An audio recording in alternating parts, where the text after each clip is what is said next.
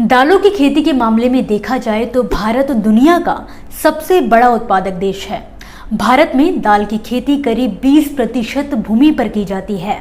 वहीं इनमें उड़द और मूंग दाल की बात करें तो इनकी खेती करके किसान अच्छा खासा मुनाफा भी कमा सकते हैं। अगर किसान भाई बहन सही तरीके से खेतों का प्रबंधन करें और फसल का अच्छे से ध्यान रखें तो उन्हें उचित पैदावार भी हासिल हो सकती है। लेकिन आपको बता दें कि उड़द और मूंग की खेती में कीट और रोगों का खतरा भी अधिक है। खासकर कि मूंग की फसल में कीटों को प्रकोप होने की संभावना अधिक रहती है। इसीलिए इसके खेतों में उचित निगरानी की जरूरत होती है ताकि किसान शुरुआत में रोग और कीट के लक्षण दिखने पर इसके उपचार का प्रबंध कर सके और फसल को खराब होने से बचा सकें। इसी कड़ी में बिहार कृषि विभाग लगातार किसानों को जागरूक करता रहता है। हाल ही में प्रदेश की कृषि विभाग की ओर से सोशल मीडिया हैंडल एक्स पर एक पोस्ट किया गया जिसमें किसानों को मूंग और उड़द की खेती को लेकर सलाह जारी की गई है। इस पोस्ट में किसानों को बताया गया है कि इन फसलों की खेती करने वाले किसानों को सितंबर महीने में कौन कौन से कृषि कार्यों पर ध्यान देना चाहिए, साथ ही पीला मोजैक रोग से फसल को बचाने के लिए क्या क्या उपाय अपनाने चाहिए। तो चलिए सबसे पहले नजर डालते हैं कि आखिर पीला मोजैक रोग से फसल के बचाव के लिए किसान क्या तरीका अपना सकते हैं। सबसे पहले तो किसानों को उड़द और मूंग के खेतों की अच्छी तरह से निगरानी की आवश्यकता है।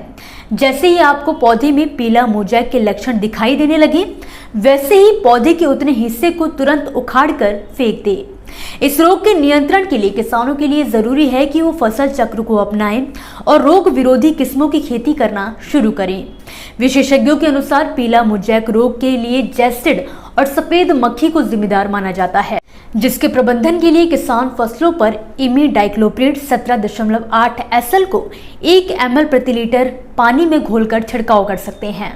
अब बात करते हैं कि आखिर माहू कीट फसलों पर किस तरह से असर डालता है। कृषि वैज्ञानिकों की माने तो उड़द और मूंग की फसल में लगने वाला माहू कीट पत्तियों और फूलों का रस चूसता है, जिसके चलते पौधों की पत्तियां सिकुड़ने लगती हैं। इसी के साथ फूल झड़ना शुरू हो जाते हैं, जिससे फलियों की संख्या में कमी आने लगती है। इससे बचाव के लिए किसानों के लिए जरूरी है कि वो नीम आधारित 3.4 मिली दवा को प्रति लीटर पानी में घोलकर फसलों पर छिड़काव करें। और अगर माहू का प्रकोप गंभीर रूप से बढ़ चुका है तो ऐसी स्थिति में किसान रासायनिक दवा इमीडाक्लोप्रिड 17.8% SL की 3 मिलीलीटर दवा को 10 लीटर पानी की दर से मिलाकर छिड़काव कर सकते हैं। इसके बाद अब बात करते हैं पीला मोजैक के लक्षणों की। जब भी पीला मोजैक रोग फसल पर प्रभाव डालता है तो फसलों का रंग पीला पड़ने लगता है। मूंग के अलावा ये सोयाबीन की फसलों पर भी तेजी से फैलता है। ये एक प्रकार का वायरल रोग है जो तेजी से फसलों पर अपना प्रकोप छोड़ जाता है। इसके प्रकोप से पौधों की पत्तियों में छेद होने लगते हैं।